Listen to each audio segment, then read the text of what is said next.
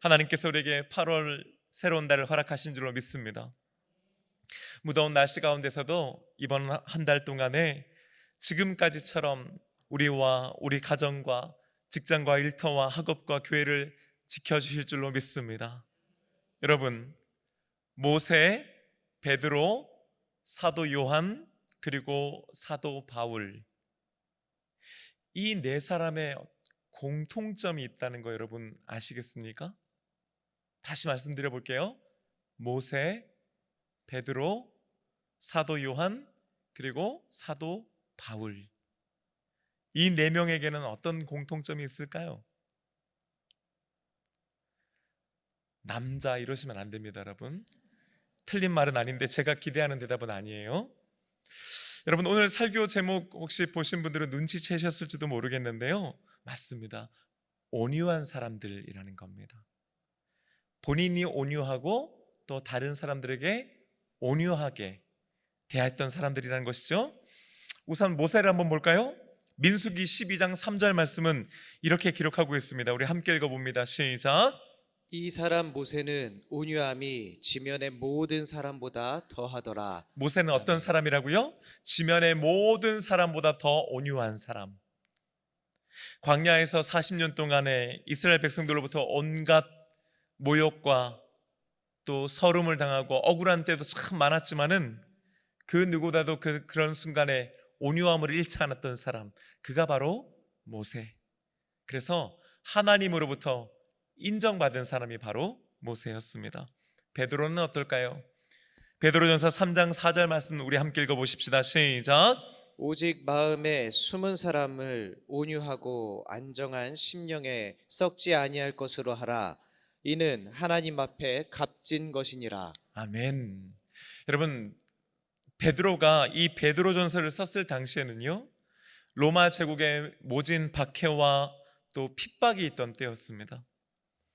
그런데도 베드로는요, 이게 다가 아니고 자 이제 끝난다가 아니라 곧 앞으로 더 심한 고난과 어려움이 올 것이고 온갖 박해들이 오게 될 것이라고 하는 걸 말씀하고 있어요. 그러면서도 뭘 잃지 말아라, 온유함을 잃지 말아라 하는 거예요.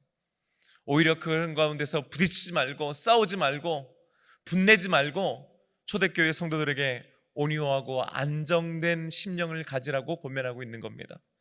그렇게 말할 수 있는 이유는 뭐예요? 그 역시 온유한 자였기 때문입니다. 사도 요한의 말씀입니다. 요한일서 4장 7절 상반절 말씀, 우리가 너무나 잘 아는 말씀이죠. 함께 읽어봅니다. 시작. 사랑하는 자들아, 우리가 서로 사랑하자. 아멘. 예수님의 제자들 중에서 마지막까지 살아남아서 복음을 전했던 사람, 특별히 그 예수님 당시에 믿음 생활했던 그 신앙의 복음의 1세대가 거의 이제 죽고 난 다음에 그 다음 그들로부터 배운 신앙의 복음의 2세대들을 끝까지 붙잡고 섬겼던 이가 바로 이 요한이었습니다. 여러분, 그가 기록한 요한 1서 말씀을 보면요, 정말 처음부터 끝까지 사랑이라고 하는 단어로 서로 사랑하자라고 하는 메시지가 충만하 있지 않습니까? 그래서 그의 별명 중 하나가 사랑의 사도 요한이었습니다. 그만큼 사랑이 많은 사람이요 또 온유한 자였다라고 하는 것이죠. 사도 바울은 또 어떻습니까? 디모데후서 2장 25절의 말씀입니다. 함께 읽어봅니다. 시작. 거역하는 자를 온유함으로 훈계할지니 혹 하나님이 그들에게 회개함을 주사 진리를 알게 하실까 하며. 아멘. 바울이 에베소 교회를 개척하고 나서 그가 한 3년간 목회를 합니다. 그리고 거기를 떠나면서 그 후임으로 디모데를 세우죠. 그러니까 디모데는 사도 바울의 뒤를 이어서 에베소 교회의 2대 담임 목사님이 된 겁니다. 이제 오늘날 우리로 치면요. 그런데 디모데는 물론 바울의 영적인 후계자였지만은 아직까지는 젊었고 또 경험도 좀 부족했습니다. 그래서일까요? 당연히 디모데의 영적인 권위에 도전하는 이들이 그 에베소 교회 가운데 있었고요, 심지어 그 가르침을 거역하는 자들도 있었다는 겁니다. 그런데 바울은요, 디모데에게 온유함으로 훈계해라는 거예요. 다그치지 말고 노하지 말고 싸우지 말고 시시비비를 가리는 것이 아니라 온유함으로 훈계해라 권면하고 있습니다. 자, 모세, 베드로, 사도 요한, 그리고 바울 모두가 하나같이 온유한 성품의 사람들이었고, 또 다른 사람들에게도 온유했을 뿐만 아니라 또 다른 누군가에게도 온유하라고 하는 것을 계속해서 권면했던 사람이라고 하는 걸 우리는 알게 되지요. 자, 그런데요, 이 네 사람의 공통점이 이것만은 아닙니다. 이 사람들은요, 또 다른 공통점을 가지고 있는데, 이제 오늘날 우리 표현을 하면 욱하는 사람들이었습니다. 절대로 참지 않는 사람들이었어요. 모세는 젊은 시절 자신의 동족이 이집트 사람으로부터 폭행당하는 것을 보고 울분에 차서 몰래 가서 쳐서 죽이고 시신까지 유기하지 않습니까? 참지 않는 겁니다. 그 순간 격분한 그 감정 그대로를 실어서 사람을 죽이는 일도 서슴지 않았던 사람입니다. 화가 나면 참지 않았던 게 바로 모세입니다. 베드로는요, 성경의 여러 곳에서 우리는 발견할 수 있지만은 그는 성미가 급한 사람이었고 좀 다혈질적인 사람이었죠. 예수님께서 십자가에 처음 달려 죽으실 것을 말씀하셨을 때에 예수님 옷자락 붙잡고 예수님을 막아섰던 사람, 절대로 그런 일이 있을 수 없습니다, 그런 말씀하십시오라고 막아섰던 사람, 그게 바로 베드로였습니다. 어디 그뿐입니까? 예수님께서 잡히시는 현장에서 자신이 품에 가지고 있던 칼을 꺼내서 휘둘렀던 사람도 역시 베드로였습니다. 칼을 품고 사는 사람, 그리고 칼을 휘두르는 사람, 그게 바로 여러분 베드로였어요. 사도 요한은요, 사랑의 사도인데, 늘 사랑을 얘기했던 사람인데 아니죠. 원래 예수님의 제자로서 활동하던 당시 이 사도 요한의 별명이 뭔지 아십니까 여러분? 우레의 아들이에요. 요한의 성격이 어땠는지를 아주 단적으로 표현해 주는 거죠. 여러분, 누가복음 9장 54절에 보면은 그의 성격이 어떻는지를 아주 핵심적으로 요약해서 보여주는 말씀이 있습니다. 함께 읽어보십시다. 시작. 제자 야고보와 요한이 이를 보고 이르되 주여 우리가 불을 명하여 하늘로부터 내려 저들을 멸하라 하기를 원하시나이까. 여러분, 이게 무슨 말이에요? 예수님께서 공생애를 마치면서 이제 예루살렘에 올라가서 십자가를 지시기 위해서 예루살렘을 향해 가십니다. 그런데 갈릴리 북쪽에서 남쪽에 있는 예루살렘으로 가기 위해서 이제 길을 잡으시는데 사마리아 지역을 통과하시려고 했던 거예요. 왜? 거기가 최단거리거든요. 빠른 길이고 편한 길이거든요. 그래서 먼저 제자들이 몇 명이 가가지고 자, 이제 우리 예수님 들어오시는데 이거 좀 정리 좀 합시다 하고 이제 일종의 선발대로 간 거예요. 그런데 그 사마리아 사람들이 예수님 오시기를 거절한 겁니다. 우리 마을로 오지 마십시오 하는 거예요. 그러니까 예수님한테 다시 돌아와가지고 우레의 아들인 요한이 한다는 말이 뭐예요? 예수님, 그냥 기도해가지고 저것들 그냥 하늘에서 불 떨어져 싸그리 그냥 다 그냥 없애버릴까요? 이렇게 얘기하는 거예요. 여러분, 성격이 어떤 거예요? 불 같은 거예요. 참지 않는 거예요. 한 성깔 하는 사람인 겁니다. 사도 바울은 뭐 말할 것도 없죠. 여러분 아시는 것처럼 그는 자신이 믿고 있는 것을 지키기 위해서 스데반 집사를 돌로 쳐 죽이는데 주동자였지 않습니까? 어디 그뿐입니까? 그가 예수님을 만나고 난 다음에도요, 그의 그런 성격은 변하지 않았습니다. 갈라디아서 2장 11절의 말씀 함께 읽어봅니다. 시작. 게바가 안디옥에 이르렀을 때에 책망받을 일이 있기로 내가 그를 대면하여 책망하였노라. 아멘. 안디옥 교회가 세워진 거예요. 최초의 이방인 교회입니다. 근데 거기에 베드로가 방문했다가 실수를 하나 하죠. 뭡니까? 실컷 잘 앉아가지고 그 이방인들과 함께 식탁에 앉아서 먹고 마시다가 예루살렘에서 온 그 유대인 출신의 그리스도인들이 오니까 슬그머니 일어나가지고 자리를 피한 거예요. 왜요? 왜 이방인들하고 같이 앉아있냐고 하는 그런 비난을 듣기 싫어서 혹시라도 책 잡힐까봐 슬그머니 일어난 겁니다. 그걸 보고 바울이, 여러분 오늘 말씀에 있잖아요, 내가 그를 대면하여 책망하노라 하였노라. 무슨 말이에요? 면전에다 대놓고 너 어떻게 그럴 수 있냐고 얘기한 거예요. 여러분 생각해 보십시오. 나이로 보나 당시 교회 안에서의 영적인 권위로 봤을 때 물론 우리가 잘 아는 바울이지만은 그 당시만 해도요, 어디 베드로하고 감히 비교할 수가 없는 거예요. 그런데도요, 아닌 건 아닌 사람이 있잖아요. 게다가 다른 사람들이 있고 없고 상관하는 것도 아니고 다른 사람들이 그 주변에 함께 다 있는데 그 면전에다 대고 그냥 면박을 주는 겁니다. 당신 그렇게 하는 게 맞냐고 말이죠. 싸움 딱 기질이 있는 사람이에요. 기본적으로 맞서 싸우는 걸 두려워하지 않는 사람입니다. 할 말은 하는 사람이에요. 그런데 여러분, 이게 어떻게 된 거예요 그러면? 도대체 이들은 온유함의 대명사인 사람들입니까? 아니면 한 성깔하는 불같은 성격의 소유자들입니까? 둘 다 맞죠. 이들은요, 원래 타고난 성품과 기질이 불같은 사람들이었습니다. 한 성깔하는 사람들이에요.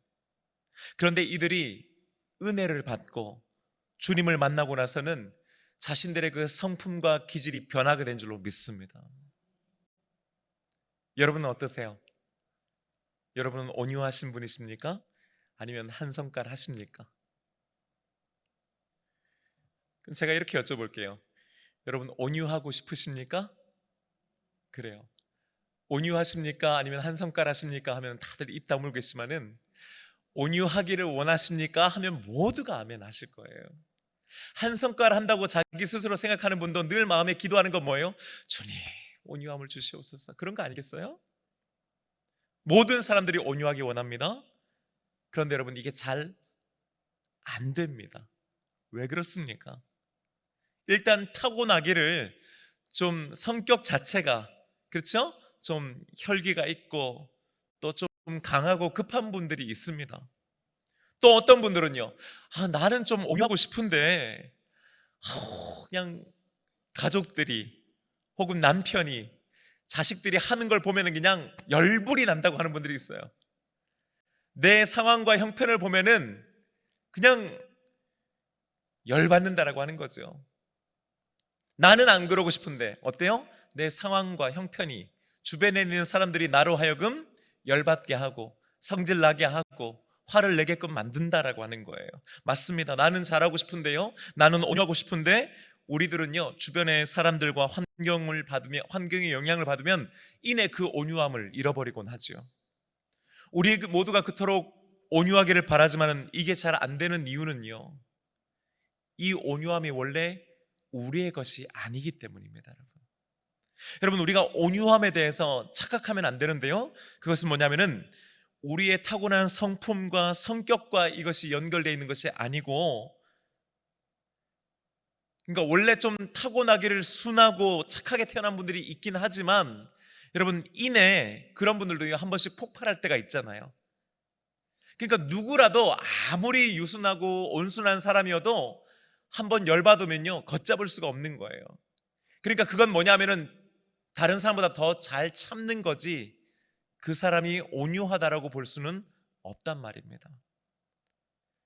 성경이 말씀하고 있는 온유는요, 우리 안에 있는 어떤 성품이나 심성이 아니고 그것은 철저하게 성령님께서 우리에게 주시는 성령의 열매인 줄로 믿습니다. 우리 안에 있는 것이 아니고 성령님의 것이고, 성령님께서 우리와 함께 할 때에 비로소 맺어지는 자연스러운 결과가 바로 온유인 줄로 믿습니다. 자, 그렇다면 어떻게 해야 될까요? 이게 우리 안에서는 잘 안 돼요. 나는 잘 안 돼요. 오늘 본문 말씀 우리 함께 읽어보십시다. 시작. 나는 마음이 온유하고 겸손하니 나의 멍에를 메고 내게 배우라. 그리하면 너희 마음이 쉼을 얻으리니. 아멘. 우리가 너무나 잘 알고 있는 말씀이지요. 근데 이 말씀을 통해서 오늘 이 아침 우리는 두 가지를 분명하게 마음에 새겨야 되는데, 첫 번째는 예수님은 마음이 온유하고 겸손한 분이시라고 하는 것입니다. 여러분, 여기서 말하는 이 온유라고 하는 말은요, 그 문자 그대로를 하면 친절하고 너그러운 이런 뜻이에요. 친절하고 너그러운. 또 이것이요, 또 어떤 면에서 보면은 우리로 치면은 품이 넓은 이런 뜻도 가지고 있습니다. 근데 이 넓음이라고 하는 것이 어느 정도로 넓냐면은 예를 들면 이런 거예요. 여러분, 마치 우리가 돌 하나를 들고요, 호수에다가 탁 던지면 어떻게 돼요?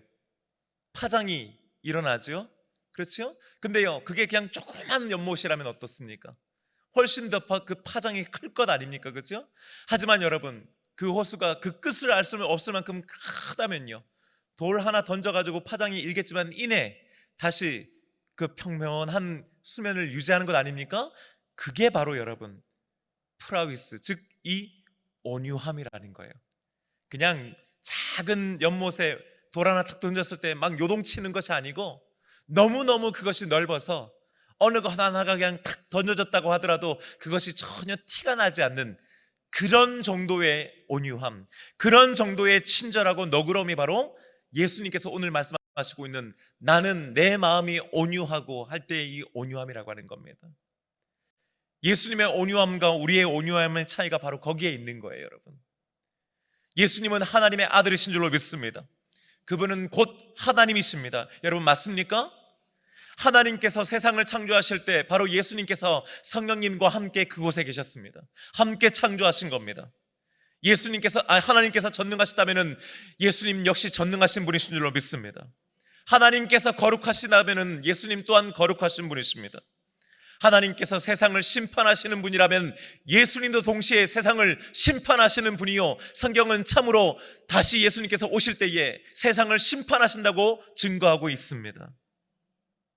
예수님은 여러분 그런 분이세요. 예수님은 하나님이십니다. 그런 예수님께서 이 땅에 오셔서 누구와 함께 하셨습니까? 의인이 아닌 죄인들과 함께 하셨다는 거예요. 나는 의인을 부르러 온 것이 아니라 죄인을 부르러 이 땅에 왔다고 말씀하시는 겁니다. 맞습니다. 예수님은 정말로 참으로 그렇게 하셨던 분이셨습니다. 예수님께서 이 땅에 오셔서 하셨던 일은 제일 먼저는 하나님 나라의 복음을 선포하신 것이었죠. 말씀을 가르치시는 것이었습니다. 하지만 동시에 가난한 자들, 병든 자들, 소외된 자들, 또 죄인으로 낙인 찍혀서 그 누구도 상대하지 않았던 사람들을 만나주셨고 그들의 필요를 채워주셨고 그들을 고쳐주셨고 그들을 회복시켜주신 분이 바로 우리 예수님이십니다. 그런데 여러분, 그들은 세상의 기준으로 보면은 함께하고 싶지 않은 사람들이었습니다. 어울리고 싶지 않은 사람들이었습니다. 문제를 가지고 있고 어려움을 가지고 있는 사람들이었습니다. 누군가에게 의지해야 했고 누군가의 도움이 필요했던 사람들이었습니다. 만약에 여러분 우리가 하루 종일 그런 사람들을 만난다고 한번 생각해 보십시오. 처음에는 좋은 마음으로 시작했을지 모릅니다. 하지만 여러분 반나절 혹은 하루 지나면요, 우리는 아마 몸과 마음이 지쳐서 그 일을 계속하기가 너무나 어려울 겁니다. 도와주면서도 속으로는 짜증낼지도 모르지요. 예수님은요, 여러분 그 일을 공생의 기간 내내 해주셨습니다. 하나님이신 예수님께서 이 땅에 오셔서 만나고 함께 어울리는 사람들이 죄인이었던 것, 여러분 우리는 기억해야 하는 것이죠.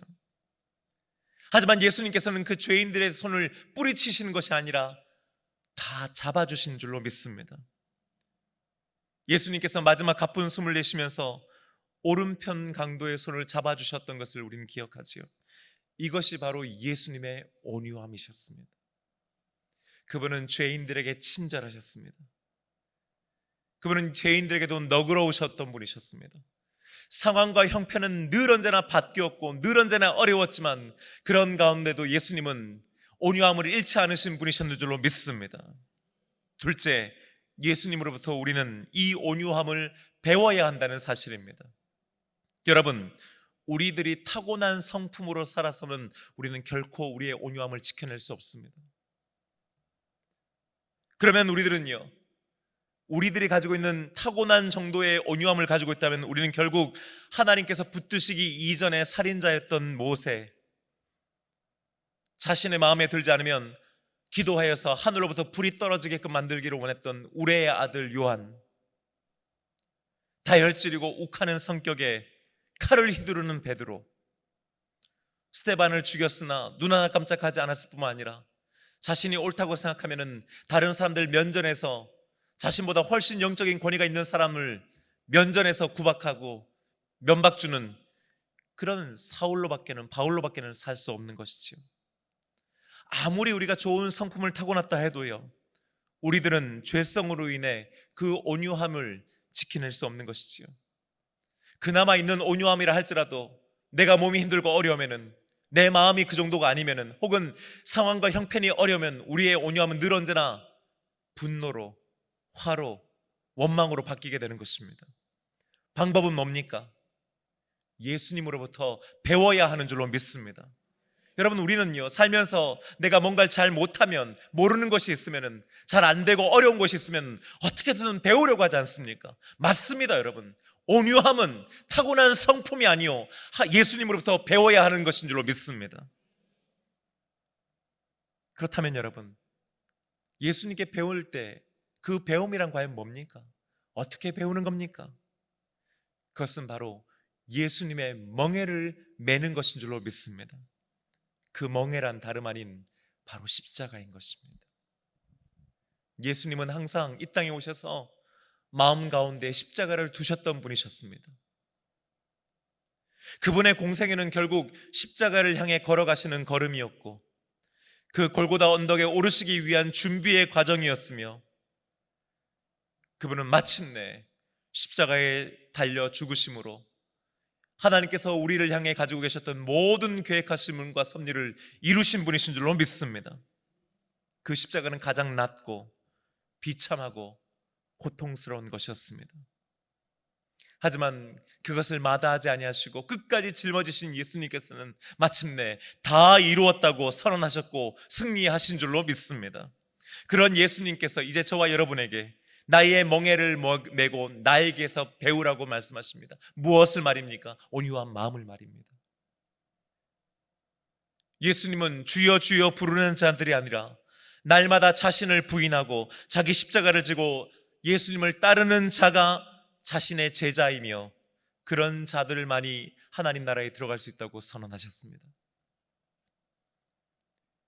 여러분, 주일 성수를 잘하는 사람이 아닙니다. 11조가 그 기준이 아닙니다. 봉사를 많이 하는 자 혹은 교회를 오래 다닌 자가 아닙니다. 목사이냐 장로이냐 권사이냐 집사이냐의 기준이 아닙니다. 자기 십자가를 지느냐, 예수님의 멍에를 베고 예수님의 그 온유하심을 배우려는 자가 되어야 한다고 말씀하는 줄로 믿습니다. 그런 사람에게서 비로소 주님께서 주시는 참된 쉼이 허락된다고 예수님은 말씀하신 것이지요. 사랑하는 여러분, 갈라디아서 2장 20절 상반절에서 사도 바울은 이렇게 고백합니다. 함께 읽어보십시다. 시작. 내가 그리스도와 함께 십자가에 못 박혔나니 그런즉 이제는 내가 사는 것이 아니요 오직 내 안에 그리스도께서 사시는 것이라. 내가 그리스도와 함께 십자가에 못 박혔나니. 이 고백은 비단 사도 바울의 고백이 아니요 바로 오늘 이 아침 저와 여러분이 해야 되는 고백인 줄로 믿습니다. 그렇게 동시에 우리들은 어떤 사람입니까? 이런 고백을 하는 우리들은 어떤 사람들입니까? 갈라디아서 5장 24절의 말씀입니다. 함께 읽겠습니다. 그리스도 예수의 사람들은 육체와 함께 그 정욕과 탐심을 십자가에 못 박았느니라. 할렐루야. 못 박을 것이다가 아니지요. 못 박았느니라는 겁니다. 이미 우리는 그렇게 하는 사람들이라고 하는 말씀이지요. 무슨 말입니까? 나의 육체와 정욕과 탐심을 십자가에 못 박지 않으면 우리 안에는 참된 온유함이란 있을 수 없다는 말입니다. 아무리 우리가 온유한 성품을 가지고 있다 해도, 남들 보기에는 참 저 사람은 온유한 사람이라고 하더라도, 내 생각과 내 기준과 내 마음과 내 판단과 나의 선호와 나의 계획을 끝내 고수하는 한 우리는 그것에 맞지 않으면 이내 화내고 소리 지르고 짜증내고 함부로 말하고 행동하게 될 수밖에 없는 것이죠. 여러분, 그게 바로 우리들의 모습인 것이죠. 사랑하는 여러분, 8월 한 달 주님께서는 오늘 이 시간 우리에게 이 말씀을 주심으로 8월 한 달 동안에 저와 여러분이 온유한 자로 살기를 원하시는 줄로 믿습니다. 자신 있으십니까? 그렇게 사실 수 있겠습니까? 만약 그게 어려울 것 같다면, 만약 그것이 힘들다고 생각한다면 여러분, 비결은 하나입니다. 오늘 주신 말씀 붙잡아 주님께서 주신 멍에를 메고 주님으로부터 온유함을 배우는 저와 여러분들을 주님의 이름으로 축복합니다. 그리하여 성령의 8번째 열매인 온유의 열매를 이번 한 달 동안에 어떻게든 맺어가는 저와 여러분 되시기를 주님의 이름으로 축복합니다. 이제 우리 함께요, 다 함께 일어나셔서 찬송 같이 함께 하기 원합니다.